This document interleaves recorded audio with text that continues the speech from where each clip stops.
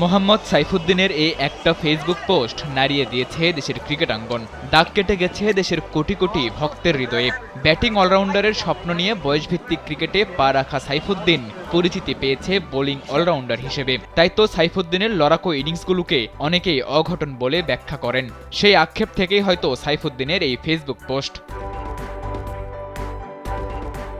সাইফুদ্দিনের কঠিন পরিশ্রমের কথা তো সবারই জানা। কঠিন সব অনুশীলনের মধ্যে দিয়ে বিপিএলের জন্য নিজেকে প্রস্তুত করেছেন টাইগার এই অলরাউন্ডার। জাতীয় দলের বাইরে থাকলেও রংপুর রাইডার্স তাকে সরাসরি ভিড়িয়েছে নিজেদের দলে। তবে সেখানেও ব্যাটিংয়ের খুব একটা সুযোগ পাননি তিনি। রংপুরের শেষ 2 ম্যাচে ব্যাটিংয়ের সুযোগ পেয়েই দেখিয়েছেন তার ঝলক। রাজশাহীর বিপক্ষে শেষ 2 ম্যাচে জিততে না পারায় সাইফুদ্দিনের ব্যাটিং কেবল আক্ষেপটাই বাড়িয়েছে। 2 ম্যাচেই ব্যাট করেছেন প্রায় 200 স্ট্রাইক রেটে, তবে দলকে পারেননি জেতাতে। আর সে কারণে ভক্তদের মতোই সাইফুদ্দিনও খানিকটা হতাশ। সেই হতাশা থেকেই হয়তো ফেসবুকে দিয়েছেন পোস্ট, হয়তো আক্ষেপ আছে উপরের দিকে ব্যাটিংয়ের সুযোগ পেলে দলকে দিতে পারতেন একটা জয় উপহার।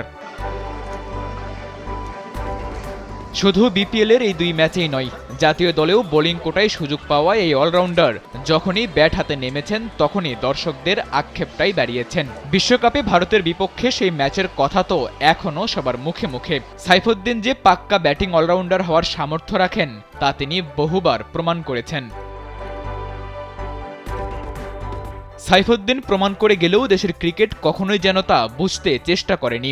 অবশ্য দেশের ক্রিকেট কাঠামোটাই যে এমনভাবে সাজানো হয়েছে, মাহমুদুল্লাহর মতো টপ অর্ডারের একজন ব্যাটার যে ক্যারিয়ারটাই শেষ করেছেন লোয়ার অর্ডারে ব্যাটিং করে, অথচ লোয়ার অর্ডারে ঝড় তোলার মতো সামর্থ্য তার আছে কিনা তা নিয়ে বারবার উঠেছে প্রশ্ন। দেশের ক্রিকেটে কেবল সাইফুদ্দিনই নয়, আরও অনেক ক্রিকেটারই পড়েছেন এমন নিয়তির বেড়াকলে। নিয়তি মেনে নিয়ে তাই বোর্ডের চাহিদা মতোই খেলতে হবে ক্রিকেটারদের, এছাড়া আর কী বা করার আছে। সাদাতুর রাফি, কালবেলা।